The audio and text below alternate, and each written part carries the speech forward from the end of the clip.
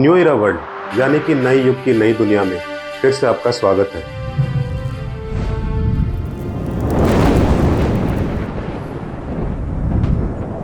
New इरा world में फिर से आपका स्वागत है। इस टॉपिक का नाम हमने रखा है केजरीवाल के दांव। हालांकि ये सिर्फ केजरीवाल के दांव नहीं है, हर पॉलिटिकल पार्टी, हर पॉलिटिकल लीडर जो होता है नाना प्रकार के दावों से अपनी पोजीशन को बेहतर करने की कोशिश करता रहता है और बहुत सारे पॉलिटिकल पंडित इसका एनालिसिस करते रहते हैं। बहुत सारे मेन स्ट्रीम मीडिया वाले और दूसरे सोशल मीडिया वाले जितने भी हैं वो भी इसका एनालिसिस करते रहते हैं। उन सब के एनालिसिस का एक छोटा सा निचोड़ हम आपके सामने पेश करना चाहते हैं। हमारा इतना ज्ञान शायद नहीं है अभी कि हम बड़े बड़े पत्रकारों की तरह से आपसे बात कर सकें, लेकिन चूँकि हमने थोड़ी सी रिसर्च इस पे की है, थोड़ी सी साइकोलॉजी इसकी समझने की कोशिश की है, थोड़े से इसके पॉलिटिकल मायने समझने की कोशिश की है और आपके रूबरू उन सारे पॉइंट्स को एक एक करके हम आपको बताने की कोशिश कर रहे हैं। दिल्ली का अगला सीएम कौन होगा, ये आज चर्चा का विषय बना हुआ है। मेन स्ट्रीम मीडिया बुरी तरह से इसको कवर करने में लगा हुआ है। कोई रिपोर्टर से सवाल कर रहा है, कोई किसी से सवाल कर रहा है कि आखिरकार कौन अगला सीएम होने वाला है। बड़े सारे नाम सामने आ रहे हैं, आतिशी जी का हो या किसी का भी हो। इन सब नामों के भीतर लोगों के मन में बहुत सारी अलग अलग फीलिंग्स निकल के आ रही हैं। जो आम आदमी पार्टी से जुड़े हुए हैं वो लोग ये सोच रहे हैं कि अगला सीएम कौन होगा, उनके इमोशंस जुड़े हुए हैं। जो नहीं जुड़े हुए हैं, जो उनके अगेंस्ट हैं, वो उनके अगेंस्ट बोल रहे हैं कि ये अच्छा हो रहा है, ये बुरा हो रहा है। बट असली मायने क्या हैं उस पर हम एक एक करके बात करते हैं। तो दिल्ली का अगला सीएम कौन होगा, अब ये चर्चा में है सवाल। दिल्ली के अगले सीएम को लेकर सस्पेंस बना हुआ है। मेन स्ट्रीम मीडिया जो है इसको थोड़ा थोड़ा दिखा के, बहुत सारी एड्स बीच में दिखा के और आपका इंटरेस्ट इसमें बनाए रखेगा। असल में वही होना है जो केजरीवाल एंड टीम ने डिसाइड करना है। लेकिन असल मुद्दा ये नहीं है कि अगला सीएम कौन होगा। आज के हमारी इस चर्चा का असल मुद्दा है कि ये डिसीजन लेने के पीछे क्या क्या पॉलिटिकल मायने हैं, क्या क्या इमोशनल गेन लेने की कोशिश की गई है। तो एक एक करके हम आपको एक एक पॉइंट बताते हैं। पहला है, फरवरी में चुनाव होने वाले हैं, तो साथ साथ उनकी मांग है कि फरवरी से पहले अभी जो महाराष्ट्र के चुनाव होने वाले हैं उन्हीं चुनावों से के टाइम पे दिल्ली के चुनाव भी करा लिए जाएं। इसके पीछे आखिरकार दाव क्या है? बहुत सारे ज्ञानवान पत्रकारों और तथाकथित पॉलिटिकल पंडितों के जितने भी वक्तव्य आए हैं उसका एक समावेश हम आपको बताते हैं। एक एक करके हमने पॉइंट्स बनाए हैं, आपको एक एक करके वो पॉइंट्स बताते हैं, क्योंकि बाकी तो आप समझदार हैं, उन पॉइंट्स को इलैबोरेट करके अपने दिमाग में अच्छे से खुद को एक्सप्लेन कर ही पाएंगे। पहला पॉइंट, जैसा कि बताया जा रहा है, अपनी छवि सुधारने की कोशिश की जा रही है।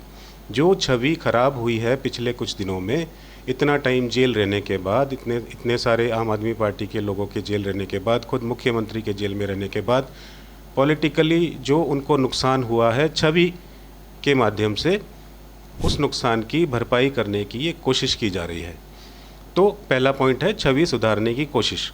दूसरा पॉइंट ये है कि जो संशोधित राष्ट्रीय राजधानी क्षेत्र दिल्ली सरकार जो है, GNCTD के अधिनियम द्वारा लगाए गए जो प्रतिबंध हैं, जो उपराज्यपाल को अधिक अधिकार देता है, ख़ास तौर पर नौकरशाही पर, तो अधिकार बड़े कम हैं और वैसे भी इलेक्शंस आने वाले हैं।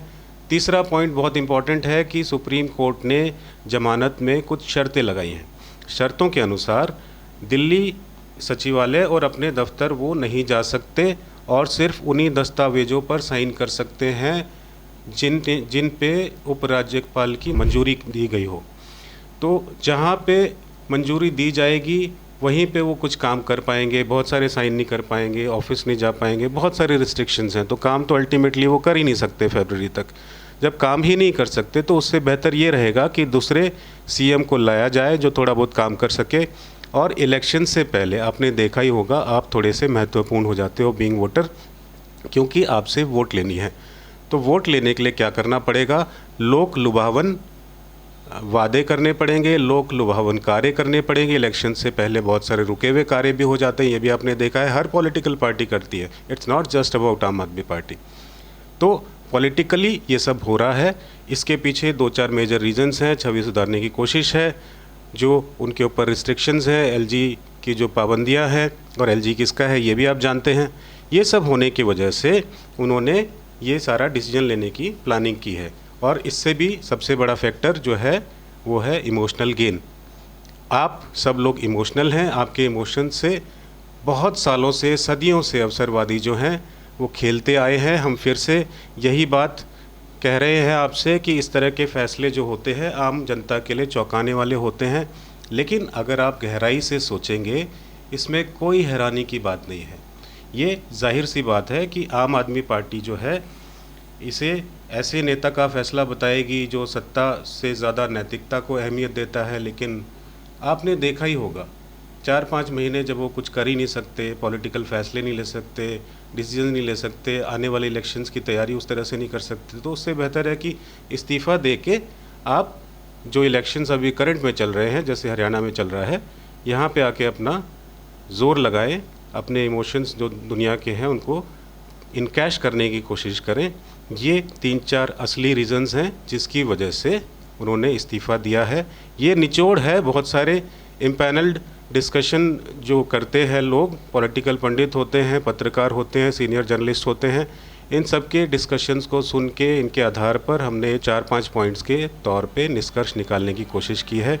और तमाम जानकारी, इन्फॉर्मेशन, एंटरटेनमेंट और बहुत सारे अलग अलग सेगमेंट जैसे हेल्थ सेगमेंट और दूसरे सेगमेंट के लिए हमारे साथ जुड़े रहिए। आपने देखा ही होगा हमारा चैनल पिछले वाला ब्लॉक हो गया था, हमने बहुत मेहनत की थी।